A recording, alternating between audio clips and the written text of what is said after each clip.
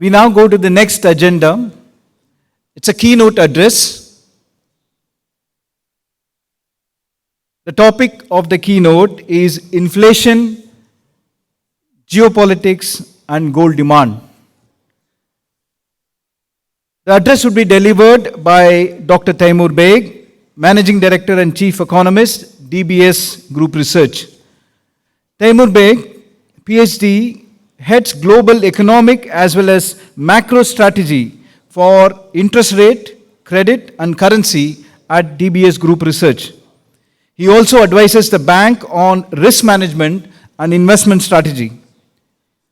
Prior to joining DBS, Dr. Baig was the principal economist at the Economic Policy Group Monetary Authority of Singapore, MAS. Earlier, he spent 9 years at Deutsche Bank Singapore office, where his last position was Managing Director and Chief Economist, Asia. Between 1999 and 2007, he was based in Washington, D.C., at the headquarters of the International Monetary Fund, where his last position was Senior Economist. Dr. Baig sits as a council member for the Asian financial think tank, Economic Society of Singapore, and Women's World Banking. Dr. Baig holds a PhD in economics from the University of Illinois. He attended the London School of Economics and Weber College for his BA in economics. With a resounding round of applause, please welcome Dr. Taimur Baig to deliver his special address.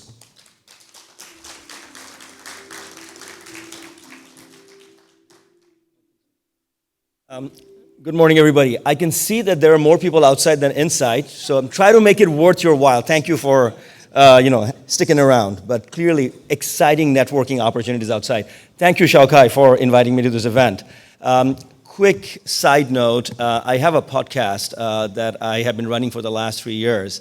The most downloads from the podcast platform that I've had on that podcast is with Shaukai when we talked about gold way back in 2020, and we had Shaukai back there last year as well. So it tells you that although I am not in your world, really, I don't spend my entire day on issues related to gold, but when I talk about gold with my clients, there's a lot of interest. That sort of, I think, epitomizes my motivation for being here in this morning with you all. What I'd like to do is start with my conclusion. So if you want to go for a coffee after this, great. 3 things that I want to talk about, but the conclusion would be, one, that on inflation, it is easing, but is it easing sufficiently for interest rates to come down? Is it easing sufficiently for our consideration or rate on return on capital to be altered meaningfully? Probably not. Second conclusion that I want to make, and I think I'm sort of preaching to the choir here on this issue, is the issue related to geopolitics. It is making investors nervous. It is making policymakers outside the Western universe to consider a diversified holding of assets in case geopolitics were to turn even more adverse. In my last conversation with Shaukai on my podcast, he brought forward some of the things that World Gold Council has been doing in terms of central bank holding of gold, which I found particularly interesting because normally when I look at data on central banking holding of gold, I look at the IMF's reserve holding. Shaukai pointed out to me that for some countries like Russia, perhaps even China, and some sovereign wealth funds in the Middle East, that data may not be comprehensive, and there is more to it, which I think is a substantially interesting value added coming from the research side of World Gold Council. And the third thing that I want to talk about, that independent of the geopolitical issue, that there might be broader reasons for portfolio managers and for household and company balance sheets to consider precious metals, and particularly gold, as a part of that. So those are the 3 conclusions I'm going to draw. And to draw those 3 conclusions, I'm going to share with you certain insights. So as far as inflation is concerned, I could put some charts on Asian inflation first, but that'll come second. Because as we all know, global dollar liquidity, interest rates, our sense of risk aversion, it is largely hinging on the macro outlook outside the US. And there, the inflation developments right now are heading somewhat in the right direction, but may not be sufficiently downward to satisfy the Fed from calling it off in terms of monetary policy tightness. So inflation peaked at around 8% last year. On this chart, I don't have the headline one, which is 8 at the peak. This is the core personal consumption expenditure inflation in the US, the one metric that the Fed looks at the most closely. And that sort of peaked out at around, about 5.5 or so last year. It has been coming down, but not a lot. As you can see in this chart, after peaking at around 5.5, it's been sort of flatlining a bit with a downward trend to somewhat 4.5 handle, but not sufficiently low to give the Fed comfort because the Fed is thinking about overall inflation, the 2% trajectory, headline, 8 peaking last year, core PCE 5.5 peaking last year. We are nowhere close to anywhere that 2% handle.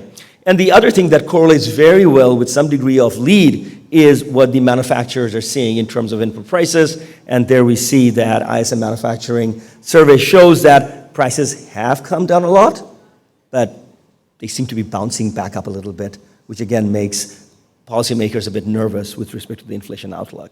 So what about the forecast? Because so far I've only talked about what's been going on. So this is our team's forecast for the headline inflation rate as well as personal consumption expenditure and core personal expenditure of the US. And what we see there is the downward trend continuing for a few more months, but then flattening out long before it heads to sub 3, let alone close to 2%.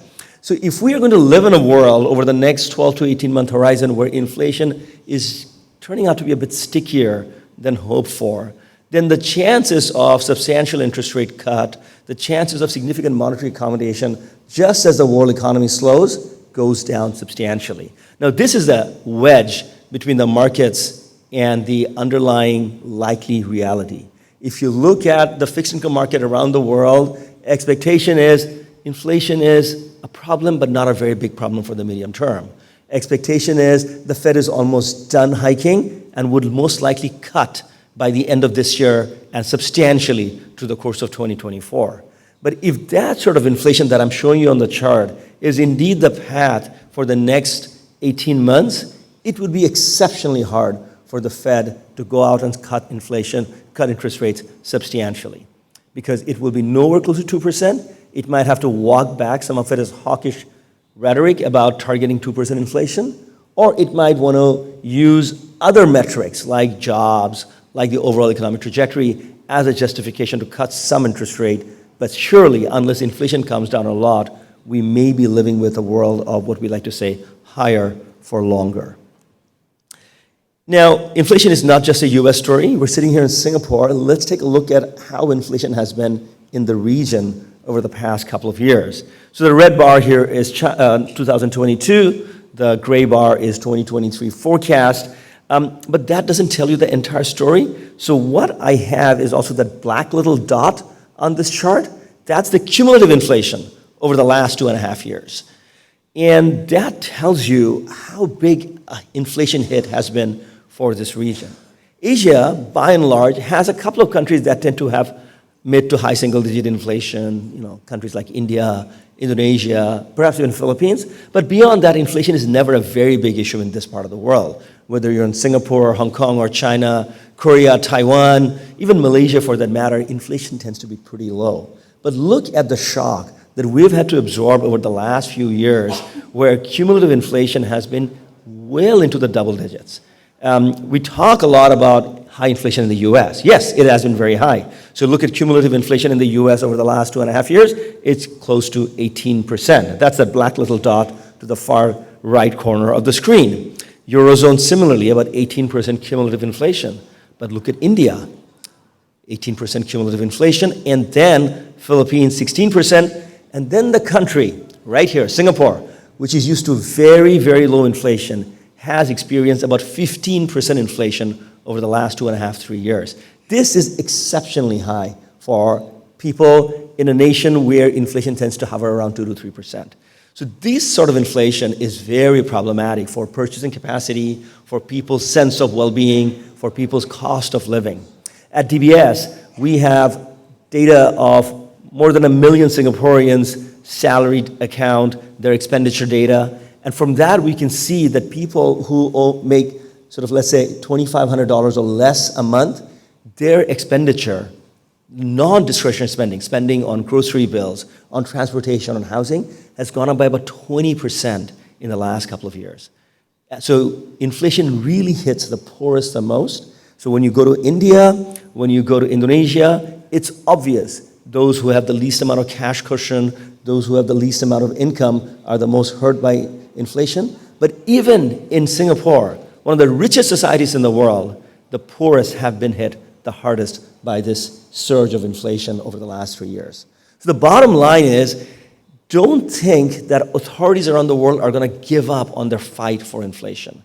Don't think that at the slightest hint of economic slowdown, they're going to bring rates down. Because if they're looking at the right metric of their popularity, of their perception of success or failure of their policy framework, it will be judged by inflation as much as it is judged by jobs. So inflation has to be brought down, and that mindset, that model, that we're nowhere close to being done with fighting inflation is something I think the markets are not fully appreciating. All right, now that's a short-term story. There's a big medium-term story of inflation, issues that we didn't really care about till a few years ago. So in 2020, or maybe it was late 2019, a book came out. It's called The Great Demographic Reversal, and it's written by Charles Goodhart and Manoj Pradhan. Manoj is a city banker in London, Charles Goodhart, an academic. And they wrote this paper, a set of papers, which then became a book called The Great Demographic Reversal, at a time when discussing issues related to aging and inflation was very unfashionable. We had seen 20 years of deflation in Japan, and the view was countries that go through rapid aging tend to be saddled with economic stagnation and therefore zero price pressure, if not outright deflation. In fact, I, in my previous life, when I was an economist in the IMF, worked at a task force on deflation back in 2004, 2005, where we again talked about how aging is the big source of risk for deflation, not necessarily anything else. The Goodhart-Pradhan paper in late 2019, when it came out, I thought was kind of ridiculous because they were trying to argue the opposite, which is countries that age tend to see their labor force shrink. That means labor wage cost will go up in that country, which means you might actually have inflation problems because of less number of workers available, and therefore aging might be associated with a spurt of inflation. I thought it was ridiculous 4 years ago. I don't think so at all. I think these guys are onto something. When we look at what's happening in China, when we look at what's happening in Europe, and perhaps what would likely be happening in the US, I think it's becoming more and more clear that as labor force becomes tighter, it shrinks for a variety of reasons. It could shrink for aging. It could shrink because I had a pandemic. I'm traumatized by that. I don't want to go back to work. It could be any of those reasons. But the fact of the matter is, as labor forces shrink, inflation probably picks up. It doesn't necessarily have to be a situation where economies are stagnant like Japan. It could be countries with significantly higher potential GDP growth rate like China, like perhaps Singapore, like perhaps the US. We'll see as the population ages, it's not deflation, but rather structural inflation that they would have to deal with. The other issue is green transition. Even in an earlier presentation this morning, you heard about the intersection of being responsible investors and considering ESG issues with gold. Well, with respect to inflation, green transition is an important and critical consideration. Think about it this way. Why on earth would you drive an EV if it is cheaper to drive a car that runs on petrol? It doesn't make any sense, right? So the petrol-driven car has to be more expensive, either by higher taxes on fuel or by higher taxes or quotas on combustion engine-driven cars. That means in order for a successful green transition to embrace solar energy and green energy from a wide spectrum, including wind and et cetera, we need fossil fuel prices to be high, which means when you look at inflation, all that fossil fuel-driven inflation will show up in your CPI basket.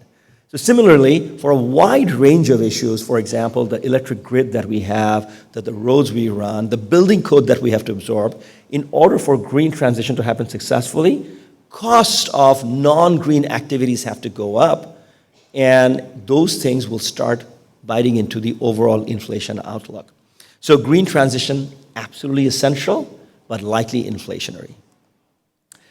Then there is this whole lesson that the consulting firms around the world have been lecturing us for the last few years, that chastened by the pandemic, chastened by the war in Ukraine, we are so traumatized by the supply chain disruptions that we now want to sacrifice efficiency and embrace resiliency.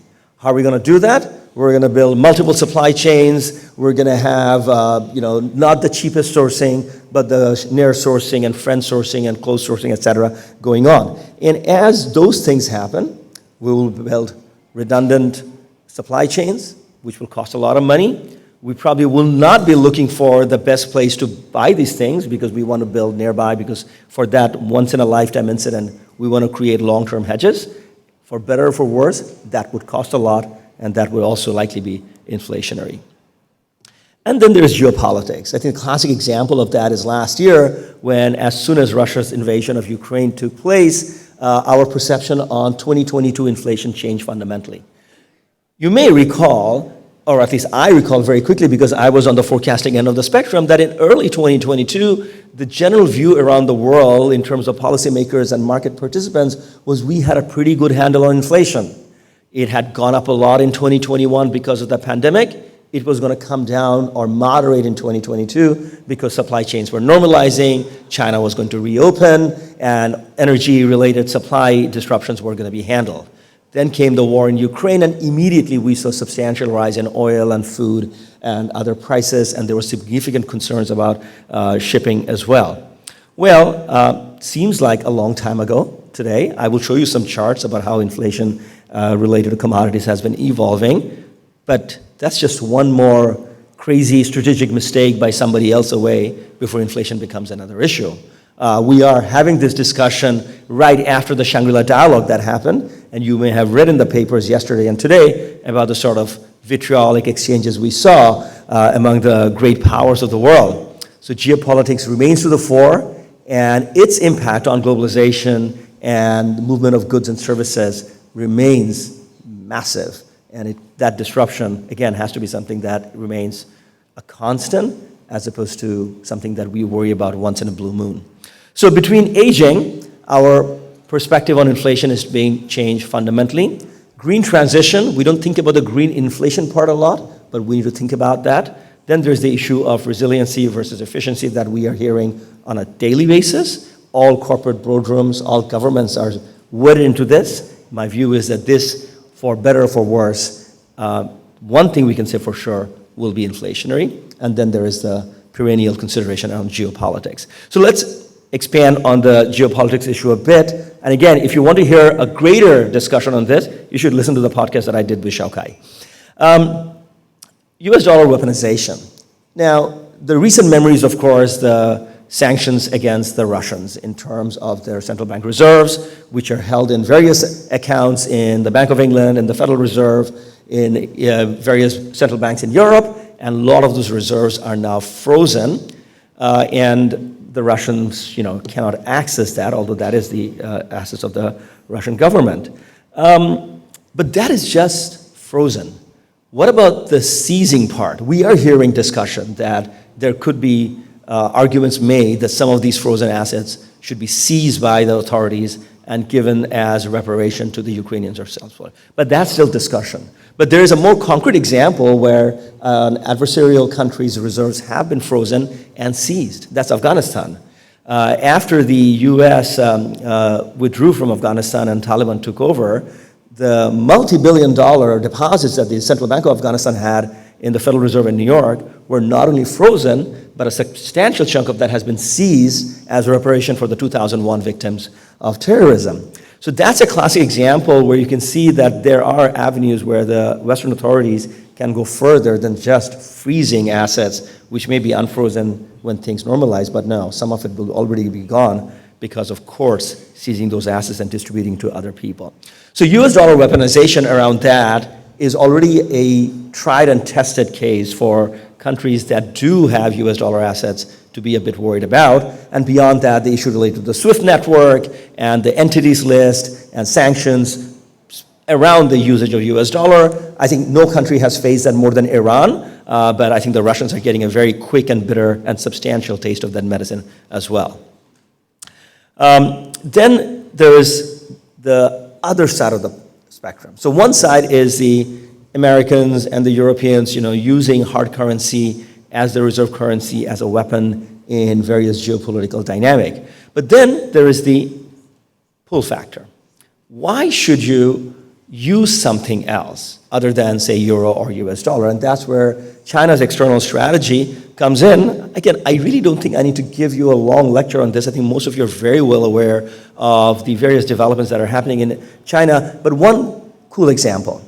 Huawei phones now come with eCNY wallets. So electronic CNY, you can download currency in there that is issued by PBOC. It is, end-to-end encrypted, fully secure. That phone can be purchased by somebody, let's say, in Nigeria.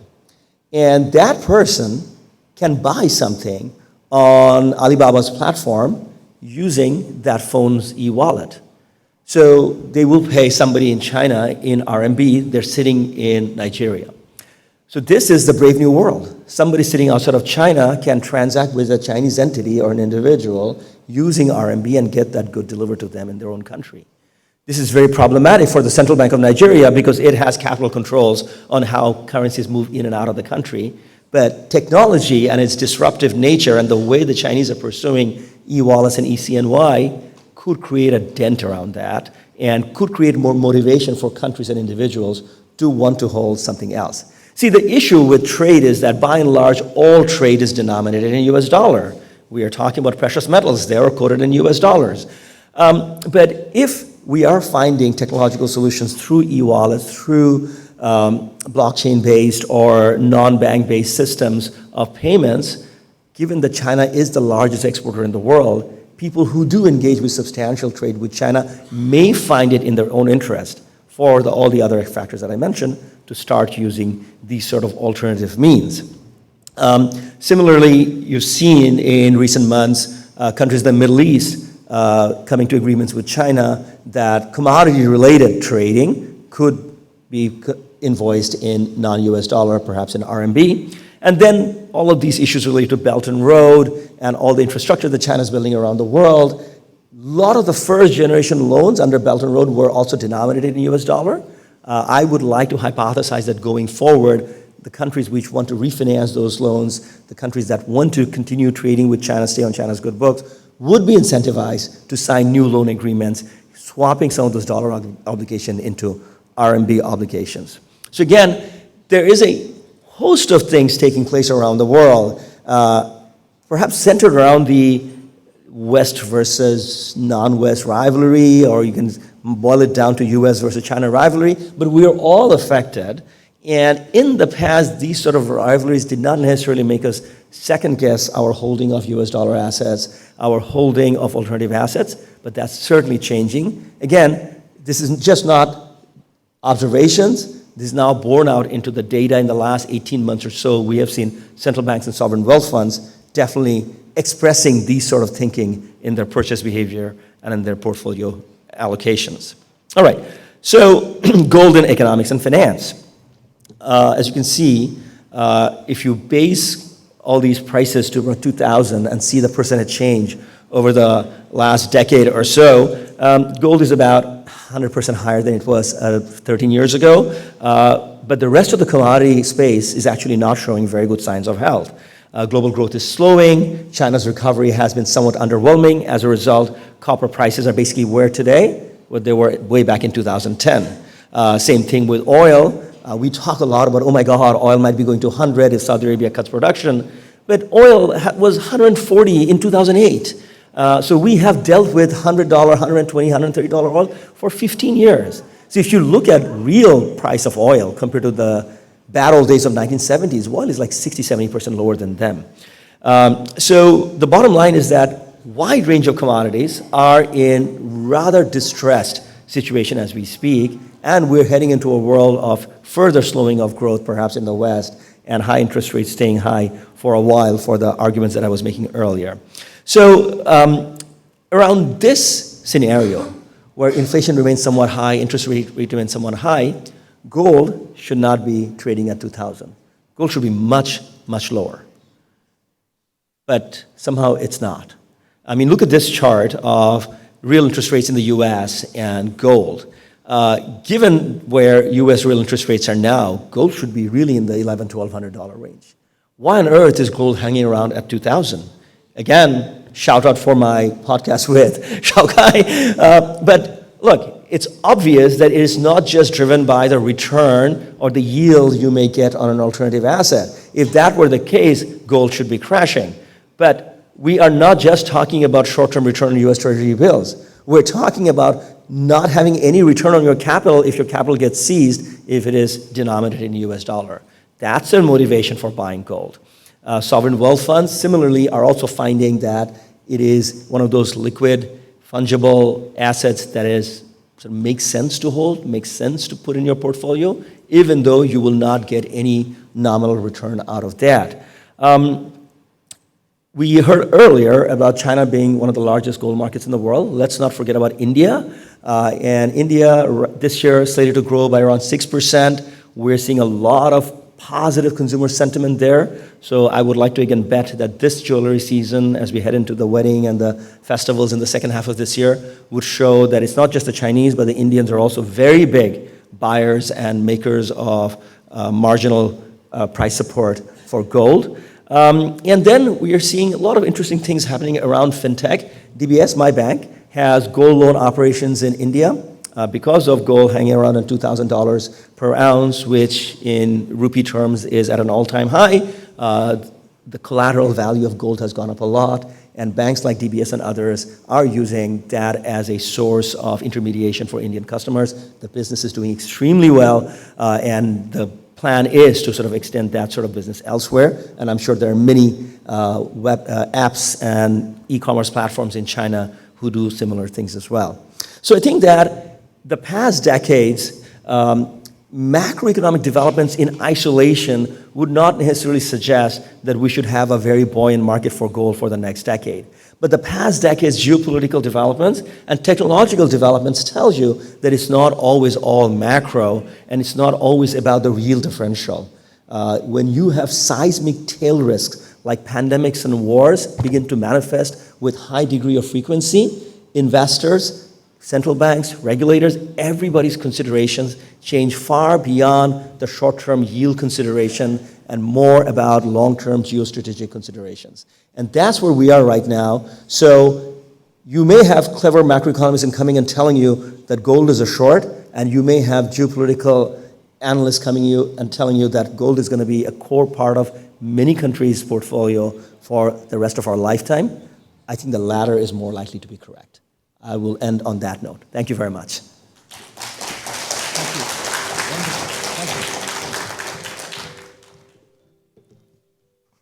Thank you very much, Dr. Taimur Baig, for an excellent keynote, making it amply clear that the role of gold is going to only increase in the kind of world that we are faced with. Thank you very much, sir. Now we go to an important item, which is the group photograph with the MC members before we break for coffee. May I request Chairman and also the CEO of SBMA please lead the MC, the Management Committee of Singapore Bullion Market Association. May I request each one of you to come on stage, please. The Management Committee of SBMA, ladies and gentlemen, is a very important committee.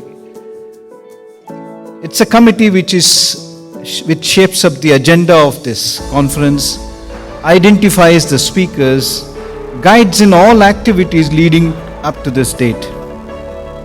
Please put your hands together for this wonderful committee which has been working tirelessly.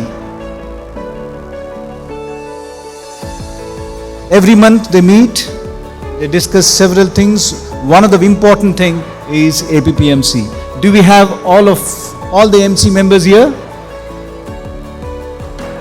Yeah, John Levin, Mr. John Levin. Are you there, sir? A big round of applause for the Management Committee of Singapore Bullion Markets Association.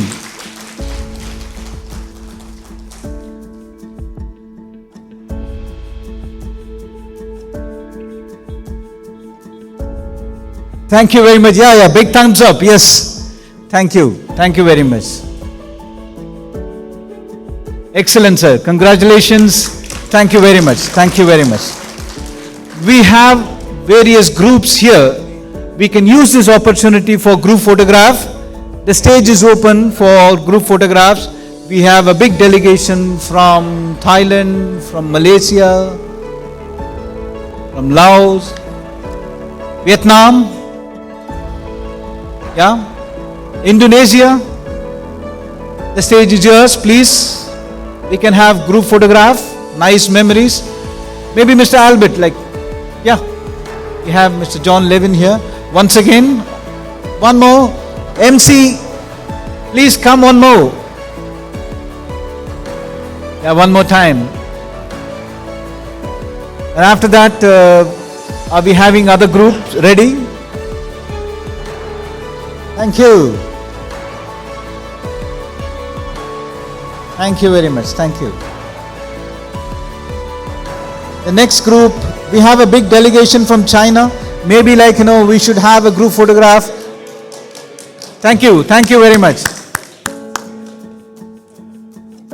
May I have the next group, please? Please. Please join. A round of applause for the delegation from China.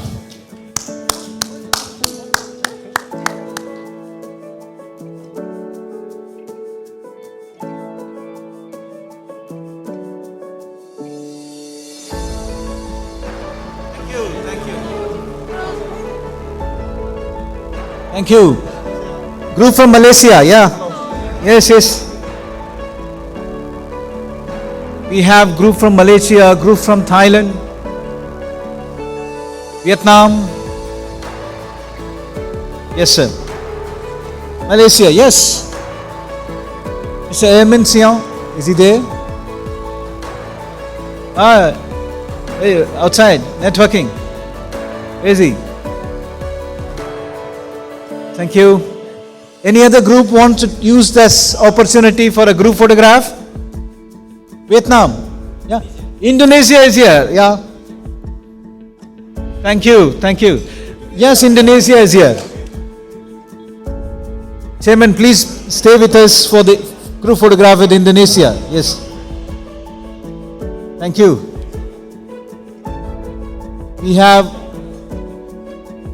This is a wonderful delegation from Indonesia. As we speak, please enjoy your coffee break. The coffee break is sponsored by Sino Platinum Metals. Yes, a big thumbs up for delegation from Indonesia. Thank you. The Lao delegation is ready. Can we have you on stage, please? Thank you. Thank you very much. Delegation from Lao, please.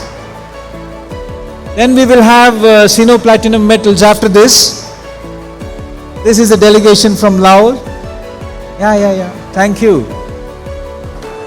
Those who are present inside the hall, a round of applause for our delegation from Lao.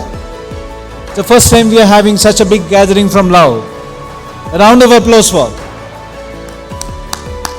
Mr. Martin, you should also be there on stage. Please come on stage. So 1 minute. Mr. Martin is coming. Yes, come. Thumbs up, thumbs up. Yes. Thank you. One more. Okay. After this, I request people from Sino Platinum to be ready. Mr. Chairman and Mr. Chivo. Mr. Albert, can you please stay on stage? We have one more photograph.